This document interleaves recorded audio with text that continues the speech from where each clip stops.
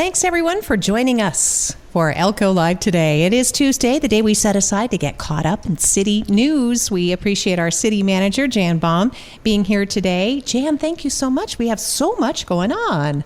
Yes, it's a busy week, busy time of year, and thank you for having me. Well, thank you, and thanks for accommodating a huge crowd in town last week, of course, with Elko Mining Expo, all the graduations. So exciting, and I'm excited the next year the graduations will be on a different week, the Mining Expo, which will be a real benefit for our families in town, and probably a benefit for the Mining Expo too. But I love when the Mining Expo is in town. Love the hustle, bustle, all of the people in town, and it's just a really positive thing. It's a really nice chance to show off. And I think, too, spacing out those events in particular will help Trail Days next year because, Absolutely. Yeah, that was another weekend. event that was going on. And thank you to the Elko County School District for doing that for the city and the community. Yep, we had a great week, and now we're off and running into the next. In fact, the launch of the RDA Downtown Corridor Sidewalk Project began Monday, yesterday, I guess, Jan, and they were just starting to, do some signage and do an assessment, I think, before they start ripping out concrete. Absolutely. So this is a huge project. I believe they have 120 days to complete the project, so it'll be going on most of the summer. It is absolutely an intention of the team at the City of Elko to keep the vendors informed on where the construction is going, what sidewalks or streets will be tore up and when. And, we know there's going to be impact to our businesses, but we want to make sure that we communicate and give them as little impact as we can. But it in the end, it'll be well worth it. And all those sidewalks will be more even and aesthetically pleasing. And then also the streets will get torn up, some of the streets as well, because we'll be redoing the water and sewer. That's fantastic. A lot of infrastructure, enhancing pedestrian safety, and beautifying the downtown area. So that phase 1 is Railroad Street between 4th and 5th, and that'll take about a month, according to the latest. And again, Ralph Negron, Kathy Laughlin, our city planner, Dale Johnston, our assistant city manager, everybody's, as you said, Jan, they're going to be working really hard to make sure that people have as much information as possible. Absolutely, and this is all paid for by the redevelopment area, and that was put together years ago, and the funds are put together to benefit the downtown corridor and the downtown area, and this is just our biggest project yet, so it's exciting. Thanks, Jan. Again, that's really important. The money is already in the bank for this project. The city and even the county likes to do projects this way, in the school district whenever it's possible. So it's $2.2 million, the new sidewalk installation, upgraded utilities, storm drains, irrigation, planting trees, so more nice pedestrian areas, and then the street paving will cap it all off. So it's going to be a lot of fun this summer. Yes, absolutely. That'll be a little painful, but in the end, it'll be beautiful, and some shaded area with the trees, which is, we've seen that on Idaho Street, and it just looks so beautiful. And so I'm excited, and I know the whole team. Kathy has put so much work into this. She's done an excellent job with it, and Ralph is helping out, and he's doing a great job. And Dale's going to move right into that position, and he'll be just a great addition to that team. Thanks, Jan. We'll remind folks again that the sidewalk project will not impact the first Elko Area Chamber Sippin' Saturday, which is this weekend. It's the Island Breeze Cocktail Walk, and it's going to be featured there downtown. We spoke with Billy yesterday, and she has 20 stops, a lot of participation. Oh, excellent. I'm not surprised. I knew that Billy would do an excellent job with putting this together. Not that the DBA didn't do a great job, but I'm excited that they took it on, and it didn't have to fizzle out, and so this is great. Yep. Another great project for downtown Elko and really kicking off the summer season. Kind of tied into that, we're talking a lot about the city things going on in between the regular city council meetings. So just in case you're wondering, nothing's on an agenda right now, but we do know the City of Elko Arts and Culture Advisory Board's been meeting, and they're super excited about this. They put out what's known as the RFPs, request for proposals, for the 2026 semi-quincentennial art project, and this will also complement the downtown improvements. Absolutely, right? And I believe a lot of that will go on the block ends. And so I'm excited to see what our community comes up with. And since hopefully it'll be community based. And so I'm excited to see what comes up there. So if you are an artist or you know an artist, this could be a sizable project. It's a sculpture that they're looking for, and it should not exceed 5 feet wide, 12 feet long, 10 feet high. That would include the base. And as Jan was saying, it would be installed on the east side of 6th Street in the parking corridor. It must be durable, withstanding the weather, for example. Most of all, the theme will reflect the significance of the 2026 semi-quincentennial, honoring history and meaning. And so you could do something really cool and meaningful for Elko. We're not quite as old as the rest of the country, right? But yeah. But definitely something patriotic, I'm sure. Yeah, so get those submissions in. They must be submitted to the city by July 25th, so that gives you just over a month. Oh, and we should mention there is a $10,000 honorarium. That is the maximum, and it would cover all the expenses related to creating the art, transporting it if necessary, and the installation. So wonderful. Pretty cool. Yes, So, absolutely cool. I'm excited to see what comes about that. so that is just one more project. Let's see. I know you have things on your list. You want to maybe give us an update on the water meter installation, the modernization plan? Has that been going okay? Oh, sure. So, yes, that's been going pretty well. And it's interesting because it is bringing up some issues as we go through the city and put in meters. Some of the issues are that people have broken pipes or they have water leaks. And so it's helping find those. And that was part of why the city of Elko needed to do this project. Was the state of Nevada was wondering where our water loss is. And we don't have a way to show that or to measure that. And so it is interesting as we go through putting in these meters, and there have been some issues that have been found, and thank heavens, and they get fixed, and the residents really don't know that there are issues there unless their water meter shows that their water consumption is up. And so, but anyways, so that project, I'm going to be honest, I don't know exactly where it is right now. As we've been saying, we're on the north side of the highway, and I believe we were right off of Chris Avenue and Sierra Avenue, or Sierra Drive, and so we're in that area right there over by Mountain View Elementary, and they're just moving right along. So they've gone through Sundance, and then they went there behind Rayleigh's on Jennings, and now they're moving to the north side of the highway. And anyway, they're doing, of course, there's a lot of things there that you don't know what you don't know. So their crew has done a really great job, and they're just working through the problems, working through the issues, and they will just learn as they go along. And all of the residents will receive door hangers before they get the meters, and so they can be prepared and make sure your pets are in the yard or contained or whatever, so that there are no issues with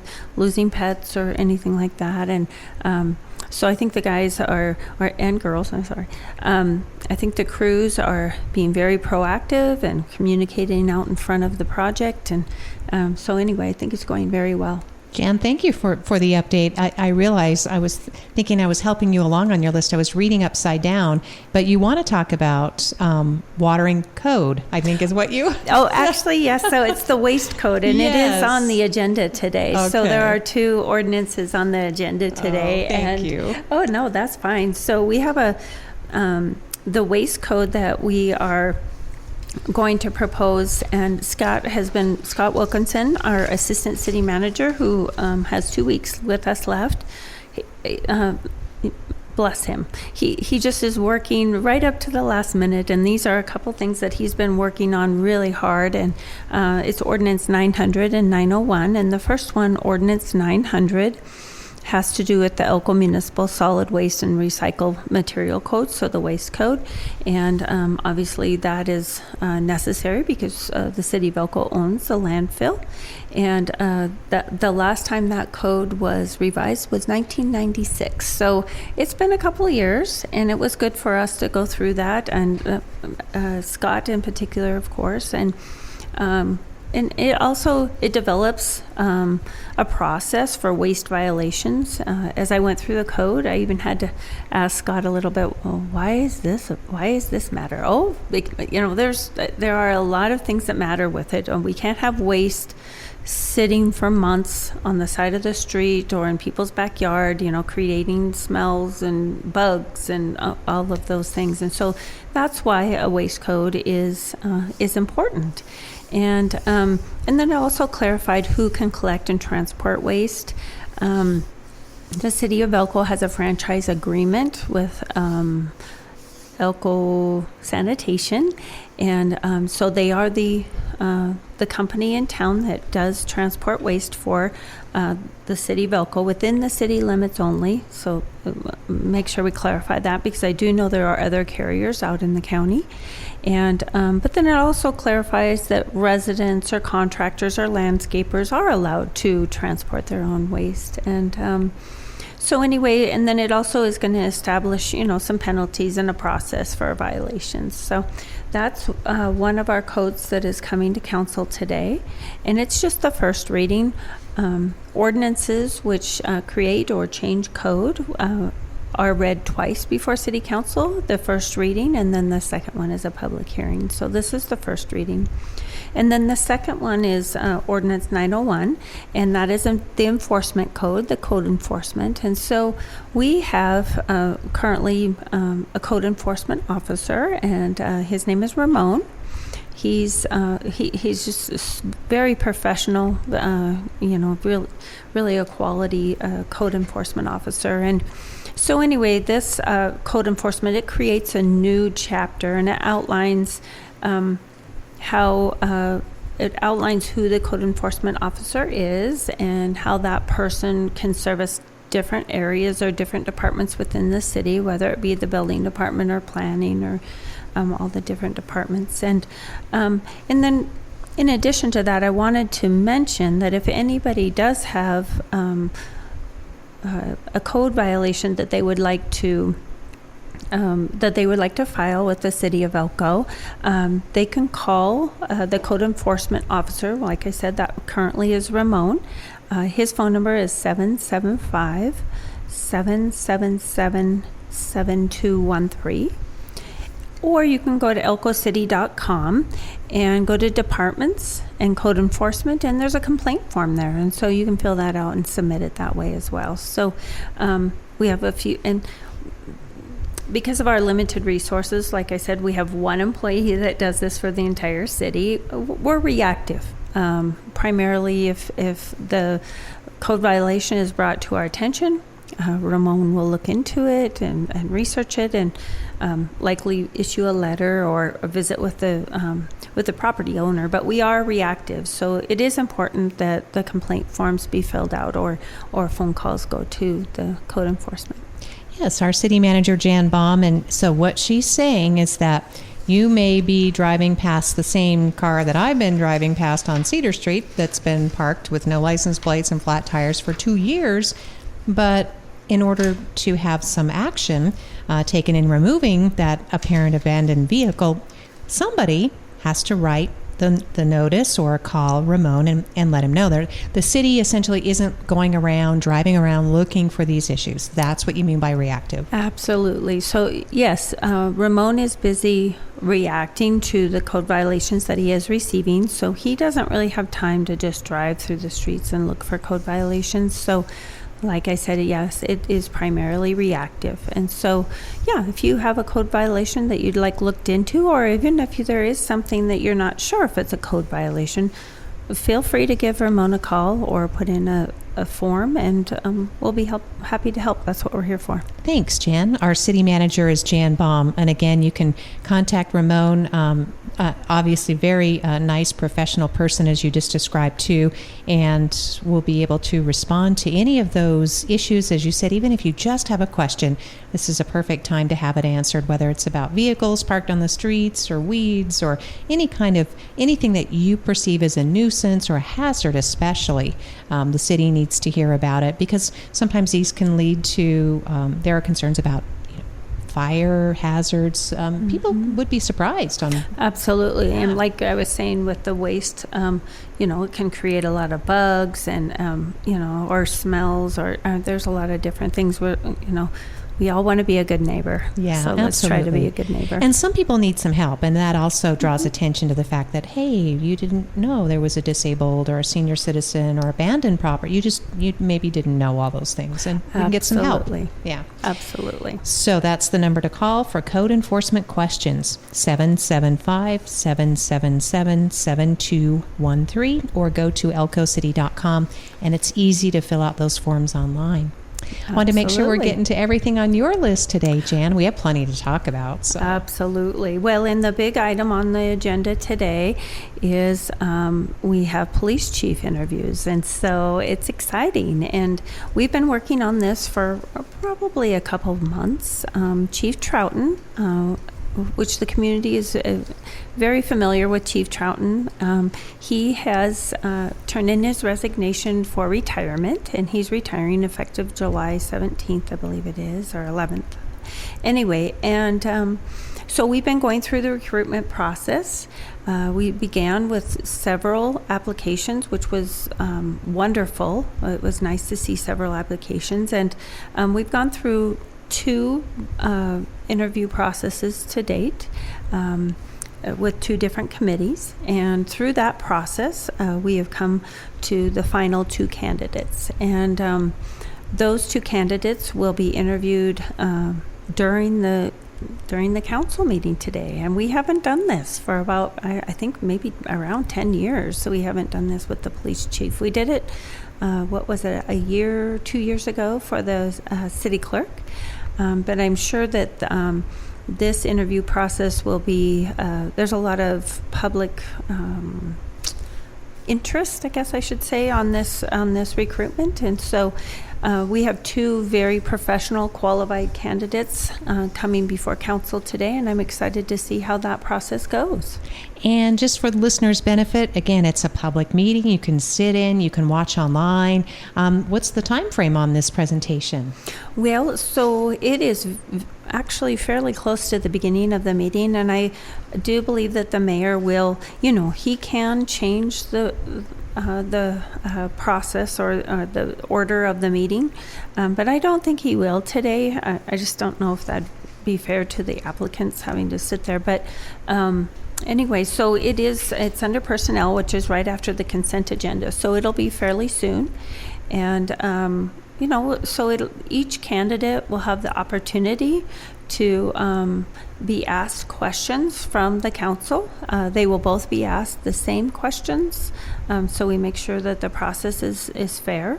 And then after the candidates finish their interview process, then the council can deliberate right there in the live meeting, and then we will take public comment. The applicants don't necessarily answer the public comment, or either does the council, but we will hear public comment as we do with any line item in the agenda.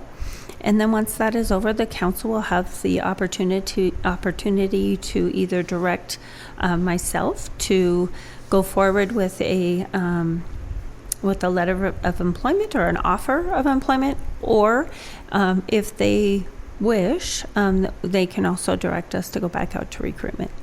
Wow, big day. That all happens during this afternoon's council meeting. It's going to be big. I don't anticipate the second portion of what I just said, but we have 2 very professional, like I said, very qualified candidates, and I believe that they will both perform very well.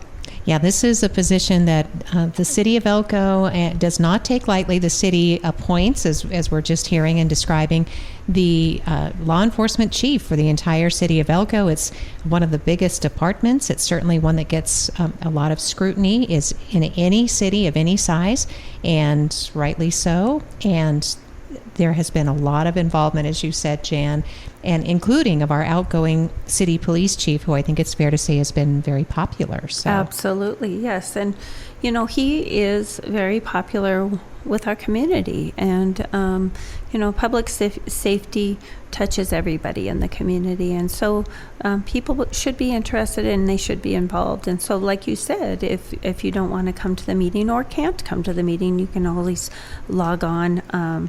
Just go to elkocity.com and go to city meetings and go to the agenda. There's ways to watch it live online. Oh, yeah. It's very easy to do so. Or, of course, you can be there in person at City Hall. But how exciting. 4 o'clock is the regular city council meeting, in case we haven't said that and you've been anxiously waiting. What time is all this happening?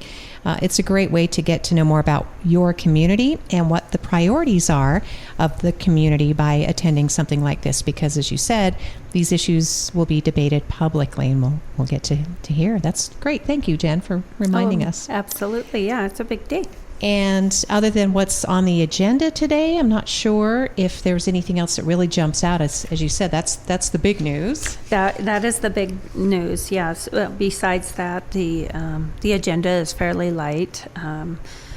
We're awarding our micro slurry, so just know this summer we'll be having micro slurry laid throughout the city, which is great. That's one of the city's biggest roles, is to make sure our streets are in good working order. And so Paul Algerio will be doing that. And and then there's a couple housekeeping items for the assistant city manager, as Scott Wilkinson prepares for Dale Johnson to take the reins and for Scott to retire. All right. That's coming up here in another week or so, right? Mm-hmm. Yeah. And this does fit in, too, with something else that's exciting and a chance to participate. The City of Elko is hosting a series of strategic plan meetings.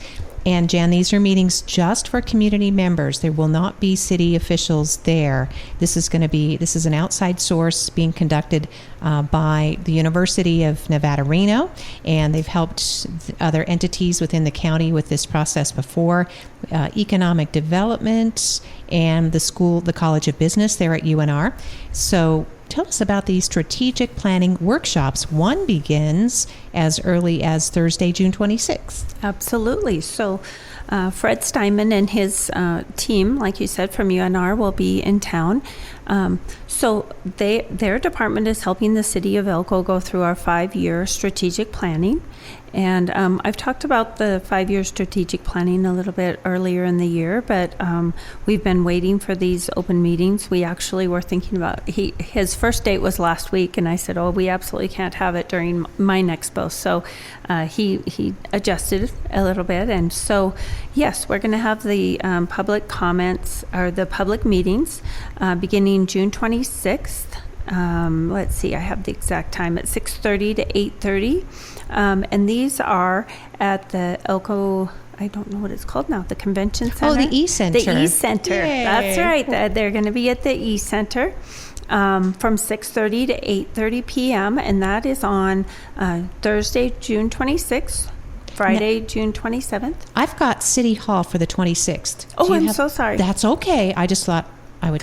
Oh, yep, you're right. But it does move to different locations. And then it does go to the Convention Center on the 27th, 28th, and the 2 on the 28th. Yes, at different times. Yeah. I apologize. No worries. And anyways, so this is a way for Fred and his team at UNR to get the public input. So previously we put out questionnaires for the public, and we did get, I want to say, between 300 and 400 responses on those questionnaires. But now we want to ask the community to come to one or some of these meetings and give their input on where they see the city going, or what is important to them as a city resident. And so I'm excited to see what happens with these community meetings. So anyway, so please join us for sure on these. And we have these posted. We'll have them on. I asked the police chief and the fire chief and the recreation department to also post the invite for the community meetings, and we'll try to get it out as much as we can so that people can see them. And again, just a reminder, this is for the community to help shape the future. The community meetings are designed to solicit input from residents and leaders, business owners and property owners, nonprofit organizations, and members of the community to shape organizational goals and objectives for the city government for the next 5 years. So there'll be some group activities, developing a community positions assessment, a comprehensive organizational strengths, weaknesses, opportunities, and threats analysis known as SWOT, in case you're not familiar with that, and then the general community assessment. And it's maybe a couple of hours of your time, Jan, and these things have been done before, but they really do make a difference because often people are busy. We elect our officials and we trust that they're going to do the right thing, but without input, sometimes you might be surprised and say, well, why was that decision made?